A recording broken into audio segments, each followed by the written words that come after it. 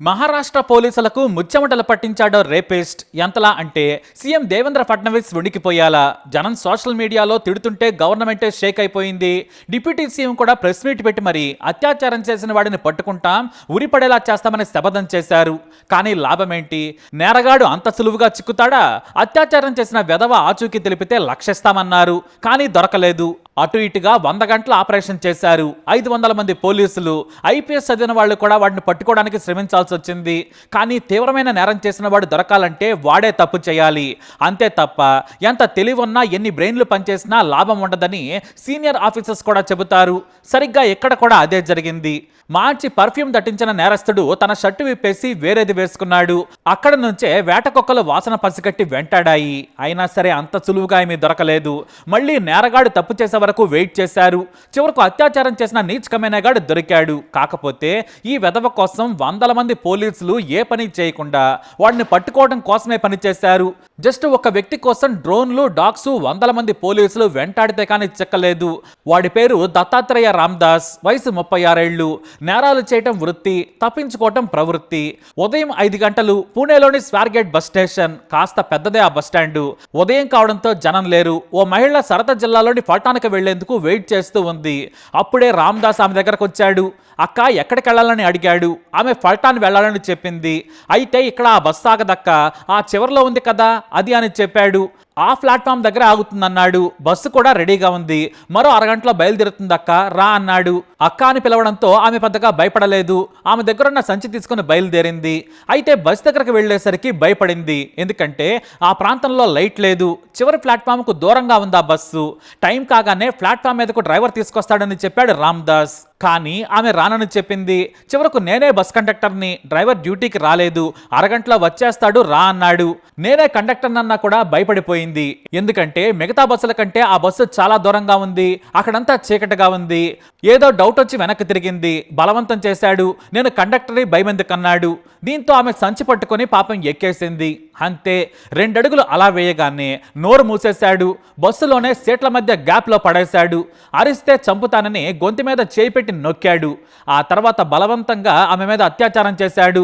తన పని పూర్తి చేసుకున్న ఆ నీచుడు తర్వాత బయట ఎవరికైనా చెబితే నిన్ను చంపేస్తాను, ఎక్కడ ఉన్నా కూడా వస్తానని భయపెట్టాడు. ఆ తర్వాత మెల్లిగా బస్టాండ్ నుంచి జారుకున్నాడు. అయితే ఆ మహిళ ఏడుస్తూ బయటకు వచ్చి బస్టాండ్లోకి అప్పుడే వచ్చిన అధికారులకు ఏడుస్తూ విషయం చెప్పింది. దీంతో వెంటనే పక్కనే ఉన్న స్వార్గేట్ పోలీసులకు సమాచారం ఇచ్చారు. ఇక్కడ విషయం ఏంటంటే పోలీస్ స్టేషన్కు అత్యాచారం చేసిన ప్రదేశానికి దూరం కేవలం 100 మీటర్లు. ఇక బస్టాండ్లో 14 మంది భద్రతా సిబ్బంది ఉన్నారు. కానీ ఎవ్వరూ చూడలేదు. ఒక ప్రభుత్వ ప్రదేశంలో అత్యాచారం జరిగినా కూడా రక్షణ లేని నీచమైన వ్యవస్థ మనది. దీంతో పోలీసులు వెంటనే బాధితురాల దగ్గర నుంచి వివరాలు సేకరించారు. అయితే సీసీటీవీ కెమెరాలు అత్యాచారం జరిగిన బస్సు వైపు లేవు. ఆ ప్రదేశం బస్సులను కేవలం పార్క్ చేసేందుకే వాడుతారు. అయితే మరో సీసీ కెమెరాకు చిక్కాడు నిందితుడు. ఆ వెంటనే అతను ఎవరా అని ఆరా తీయగా పాత నేరస్తుడు రామ్దాస్ అని తేలింది. దీంతో పోలీసులు రామ్దాస్ కోసం వేట మొదలుపెట్టారు. ఈలోపు సోషల్ మీడియాలో ఈ వార్త సంచలనంగా మారింది. సీఎం నుంచి డిప్యూటీ సీఎం వరకు అందరినీ జనాలు ఏకిపారేశారు. ఎన్నికలప్పుడు పెద్ద పెద్ద మాటలు చెబుతారు, పవర్లోకి రాగానే అన్నీ మర్చిపోతారు. బస్టాండ్లో అత్యాచారమా, సిగ్గుచేటని తిట్టడంతో పోలీసులను పరిగెత్తించారు సీఎం. దీంతో 100 మంది వేటకు దిగారు. చివరకు రేపిస్ట్ ఆచూకీ తెలిపితే ₹1,00,000 రివార్డును ప్రకటించారు పోలీసులు. అయినా సరే దొరకలేదు.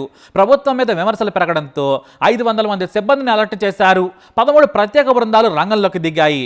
డాగ్ స్క్వాడ్తో పూణే చుట్టుపక్కల ప్రాంతం మొత్తం వెతికారు. కానీ రామ్దాస్ దొరకలేదు. అయితే రాత్రి 9 గంటల సమయంలో ఓ ఇంటికి వెళ్ళాడు రామ్దాస్. రోడ్డు పక్కనే ఉందా ఇల్లు. బయట ఓ వ్యక్తి పడుకున్నాడు. సార్, నాకు ఆకలిగా ఉంది, ఏదైనా తినడానికి ఉందా అని అడిగాడు. సరేనని లైట్ వేసి కూర్చోమన్నాడు ఆ వ్యక్తి. బయట కూర్చున్న రామ్దాస్కు 3 బ్రెడ్ ముక్కలు, మంచినీళ్లు ఇచ్చాడు. కానీ ఇంట్లోకి వెళ్ళగానే పోలీస్ డిపార్ట్మెంట్లో పనిచేసే తన తమ్ముడికి కాల్ చేశాడు ఆ వ్యక్తి. పోలీసులు వెతుకుతున్న అత్యాచారం చేసిన నిందితుడు మా ఇంటికి వచ్చాడు, బయట తింటున్నాడు, తొందరగా పోలీసులను పంపమని చెప్పాడు. దీంతో ఉన్నతాధికారులకు సమాచారం ఇచ్చాడు ఆ వ్యక్తి. కానీ చాలా తెలివిగా బ్రెడ్ మొక్కలు తినేసి నీళ్లు కూడా తాగి పారిపోయాడు. పోలీసులు రామ్దాస్ పారిపోయిన 10 నిమిషాలకు అక్కడికి చేరుకున్నా కూడా ఫలితం లేకుండా పోయింది. మళ్ళీ మరుసటి రోజు వరకు దొరకలేదు. పోలీసులు వెతుకుతూనే ఉన్నారు.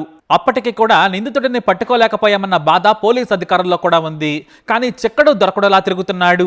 అయితే తన భార్య కొడుకున్న ఇంటిపై పోలీసుల నిఘా ఉంటుందని అక్కడికి వెళ్ళలేదు. కనీసం ఫోన్ కూడా వారికి చేయలేదు. తన దగ్గరున్న ఫోన్ను స్విచ్ ఆఫ్ చేసి బయటపడేశాడు. పోలీసు బృందాలు వేట సాగిస్తూ ఉన్నాయి. ఇటు పోలీసు కుక్కలు కూడా రోడ్ల వెంబడి పరిగెడుతున్నాయి. అయితే ఆ తర్వాత రోజు రాత్రి 10 గంటలకు తన బంధువుల ఇంటికి వెళ్ళాడు రామ్దాస్. శ్రీరూర్ అనే గ్రామం అది. ఇంట్లోకి వెళ్ళగానే తన షర్టు విప్పేసి తన సోదరుడి షర్టు వేసుకున్నాడు. ఆకలవుతుందన్నాడు రామ్దాస్. ఇంట్లో తినడానికి ఏమీ లేదు, రెడీ చేస్తామని చెప్పారు. కానీ అత్యాచారం చేసిన నిందితుడికి తాము సాయం చేస్తే జైలుకి వెళ్తామని భయపడ్డారు. వెంటనే ఇంట్లోని ఓ వ్యక్తి బాత్రూమ్కి వెళ్ళాడు. అక్కడి నుంచే రామ్దాస్ మా ఇంటికి వచ్చాడని అడ్రస్ను పోలీసులకు కాల్ చేసి చెప్పాడు. అంతే, ఒకేసారి 10 వాహనాలు వేటకుక్కలతో బయలుదేరాయి. అయితే రామ్దాస్ చాలా తెలివిగా గ్రహించాడు. ఊరి చివర ఇల్లది, పైగా రాత్రి సమయం 10:30 దాటింది. కామ్గా ఉన్న ఆ ప్రాంతం వైపు వాహనాల చప్పుడు వస్తూ ఉండడంతో అలర్ట్ అయ్యాడు. ఇంట్లో ఉన్న వాటర్ బాటిల్ తీసుకొని దగ్గరలోని పొలాల వైపు పరుగులు తీశాడు. పోలీసులు వేగంగా చేరుకున్నారు. అయితే వేటకొక్కలు అతను విడిచి వెళ్లిన షర్ట్ స్మెల్ చూశాయి. బాడీకి మంచి దట్టంగా స్ప్రే కొట్టుకున్నాడు. దీంతో వాసన పసిగట్టి చీకట్లో పోలీసులను కుక్కలు తిప్పాయి. చివరకు చెరుకు తోటలో నక్కాడని గుర్తించారు. కానీ రాత్రి సమయంలో చెరుకు తోటలకు వెళ్లడం అసాధ్యం. చుట్టూ చెరుకు తోటలే ఉన్నాయి, ఎటువైపుని వెళ్ళగలరు? దీంతో వందల మంది పోలీసులను తోట చుట్టూ కాపలాగా రాత్రి మొత్తం పెట్టారు. తెల్లవారుజామున వెంటనే డ్రోన్లను తోట మీద ఎగరేశారు. కానీ ఏ డ్రోన్కు కూడా చెక్కలేదు. మీడియా కూడా వస్తూ ఉండడంతో వారిని పంపించేశారు. చివరకు డ్రోన్లు ఎగరేసి వేటకుక్కలతో వెంటాడుతూ వేటాడారు. అయినా కూడా పోలీసులకు దొరకలేదు. డ్రోన్ కెమెరాల్లో కూడా కనిపించలేదు. పగలంతా చెరుకు తోటలో వెతికారు. అయితే నీటి కాలువలో దాక్కున్నట్లుగా గుర్తించారు. చెప్పుల ఆనవాళ్లు తొక్కిస్లాట్ను గుర్తించారు. ఆ దారి వెంబడే కుక్కలు వెళ్ళాయి. కానీ రోడ్డు మీదకు వెళ్ళినట్లు కుక్కలు చూపించాయి. మెరుపు వేగంతో పోలీసుల ముందే తప్పించుకున్నాడన్నమాట. అలా 2 రోజులు గడిచిపోయాయి. ఓ పక్క పోలీసులు, మరో పక్క ప్రభుత్వం పరువు పోయాయి. మరోవైపు సీఎం ఆ బస్టాండ్లో పనిచేసే డ్యూటీలో లేని సెక్యూరిటీ గార్డ్స్ని కూడా సస్పెండ్ చేశారు. మొత్తం 23 మంది సస్పెండ్ అయ్యారు. అసలు ఎలా పనిచేయాలో మీకు తెలియదని భద్రతా సిబ్బందికి చేవాట్లు పెట్టారు. ఆర్టీసీ అధికారులకు తలంటారు. సీసీ కెమెరాలు కూడా సరిగ్గా ఏర్పాట్లు చేయలేదని ఫైర్ అయ్యారు. వెంటనే స్టేట్లోని బస్టాండ్లన్నీ సీసీటీవీ కెమెరాలతో వారం రోజుల్లో భద్రంగా ఉండాలి. రాత్రి సమయంలో భద్రతను పెంచాలని ఆదేశాలు జారీ చేశారు. మరోవైపు మంగళవారం పూట ఉదయం అత్యాచారం చేసిన నిందితుడిని గురువారం రాత్రి వరకు పట్టుకోలేకపోయారు. ఇక ఆ రోజు కూడా పూర్తవబోతుంది. అయితే ఆకలికి తట్టుకోలేకపోయాడు రామ్దాస్. మళ్ళీ రాత్రి 9 గంటల సమయంలో దారిలో కనిపిస్తున్న ఓ ఇంట్లోకి వెళ్ళాడు. ఆకలవుతుంది, కాస్త అన్నం పెట్టమని నీరసంగా వారింటి ముందు సాగలపడ్డాడు. అప్పటికే మనోడి ఫోటో స్టేట్ మొత్తం దర్శనమిచ్చింది. దీంతో అతన్ని గుర్తించిన ఇంటి యజమాని భార్యకు సైగ చేశాడు. బయట కూర్చోబెట్టి భోజనం పెట్టించాడు. ఆ వెంటనే పోలీసులకు సమాచారం ఇచ్చాడు. అయితే భారీగా వాహనాల్లో వస్తే పారిపోతున్నాడని ఈసారి 10 బైకుల మీద పోలీసులు వేగంగా అక్కడికి చేరుకున్నారు. అప్పటికి తీరిగ్గా భోజనం చేస్తున్నాడు నిందితుడు. పోలీసులు వచ్చినా సరే తింటూనే ఉన్నాడు. పోలీసులు కూడా ఆ భోజనం అయ్యాకే అరెస్ట్ చేశారు. అయితే రామ్దాస్ మీద చాలా కేసులున్నాయి. దొంగతనాల నుంచి అత్యాచారం వరకు కేసులున్నాయి. ఈ మధ్య ఓ కేసులో బెయిల్ మీద బయటకు వచ్చాడు. మళ్ళీ అత్యాచారం చేశాడు ఈ దగుల్బాజీ. షాకింగ్ విషయం ఏంటంటే ఎన్సీపీ ఎమ్మెల్యే మౌలి కట్కేతో దిగిన ఓ ఫోటో కూడా వైరల్గా మారింది. అంతేకాదు ఎన్సీపీ మాజీ ఎమ్మెల్యే అశోక్ కుమార్కు అభినందనలు తెలుపుతున్న ఓ ఫోటో కూడా వైరల్గా మారింది. వాటిని చూపించి తమకు అతనికి ఏ సంబంధం లేదు, రాజకీయాల్లో కొన్ని వేల మందితో ఫోటోలు దిగుతుంటాం, వారి పేర్లు గుర్తుంటాయా అని మీడియాకు చెప్పారు. అయితే ఎన్సీపీకి అత్యాచార నిందితుడు పెద్ద ఫ్యాన్ అట.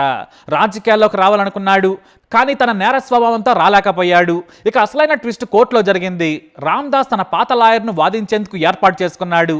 నా క్లయింట్ అత్యాచారం చేయలేదు, ఆమెకు సమ్మతం ఉండడం వల్లే ఆ బస్సులోకి వచ్చింది.